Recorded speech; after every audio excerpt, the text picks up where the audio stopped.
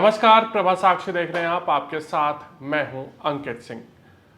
अमित शाह भाजपा के वरिष्ठ नेता, आधुनिक राजनीति के चाणक्य और देश के गृह और सहकारिता मंत्री पिछले दिनों पश्चिम बंगाल के दौरे पर थे।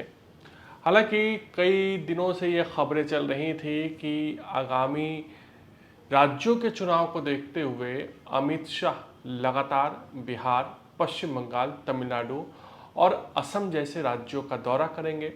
इसी कड़ी में बार बार प्लान पोस्टपोन होने के बाद आखिरकार इस रविवार को अमित शाह पश्चिम बंगाल में थे। पश्चिम बंगाल में पार्टी की बैठकों में शामिल हुए, सरकारी कार्यक्रम भी थे, उस पर हम ज़्यादा नहीं जाएंगे। पार्टी के कार्यक्रमों पर हम फोकस करते हैं।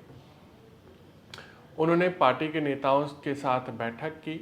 इस बैठक का पूरा एजेंडा, जो उद्देश्य था, वो 2026 के विधानसभा चुनाव के लिए था। 2020 और 21 आपको याद होगा, उस समय भी पश्चिम बंगाल की राजनीति ज़बरदस्त तरीके से चरम पर थी और अमित शाह ने साफ तौर पे कहा था कि 200 से ज़्यादा सीटें जीतकर हम पश्चिम बंगाल में सरकार बनाएंगे।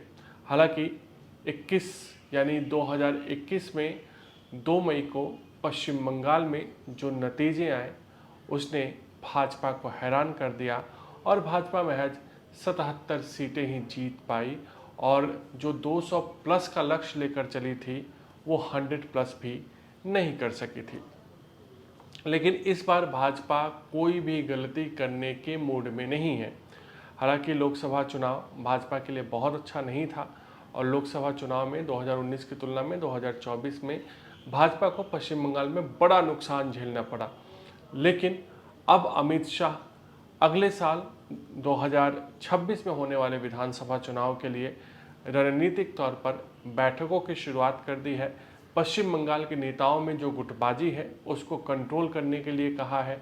साथ ही साथ उन्होंने नेताओं से जमीनी स्तर पर कामकाज करने के लिए भी कहा है।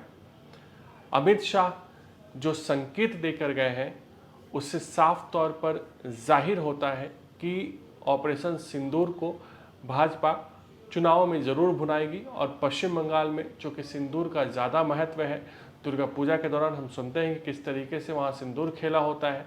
ऐसे में सिंदूर को वहाँ किसी न किसी तरीके से भाजपा भुनाने की कोशिश कर रही है और अमित शाह ने ये भी कहा कि जनता टीएमसी को सिंदूर की कीमत जरूर बताएगी। इसका अंदाज़ा आप लगा सकते हैं कि कैसे अमित शाह ने पश्चिम बंगाल को एक तरीके से साधने की शुरुआत कर दी है।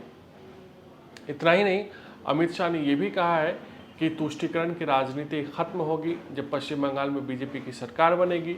इसके अलावा अमित शाह ने कहा कि हिंदुओं को पलायन नहीं करना पड़ेगा भाजपा की सरकार बनने के बाद। इतना ही नहीं, अमित शाह ने CAA का भी मुद्दा उठा दिया। उन्होंने कहा कि जो शरणार्थी हिंदू हैं उन्हें नोटिस से डरने की ज़रूरत नहीं है, वो नागरिकता के लिए CAA के तहत अप्लाई करते रहें। तो कुल मिलाकर अमित शाह का पश्चिम बंगाल का मिशन साफ तौर पे दिखाई दे रहा है।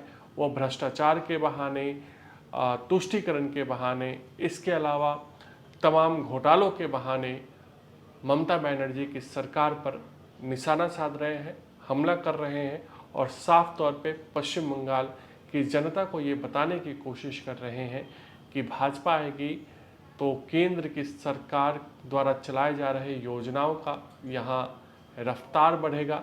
साथ ही साथ पश्चिम बंगाल विकास की दौर में और तेज़ी से आगे बढ़ेगा। अगर आप भी लेना चाहते हैं देश दुनिया की तमाम जानकारी तो आज ही सब्सक्राइब करें हमारे चैनल को। साथ ही नीचे दिए बेल आइकन को जरूर दबाएं ताकि हर अपडेट आप तक पहुंच सके।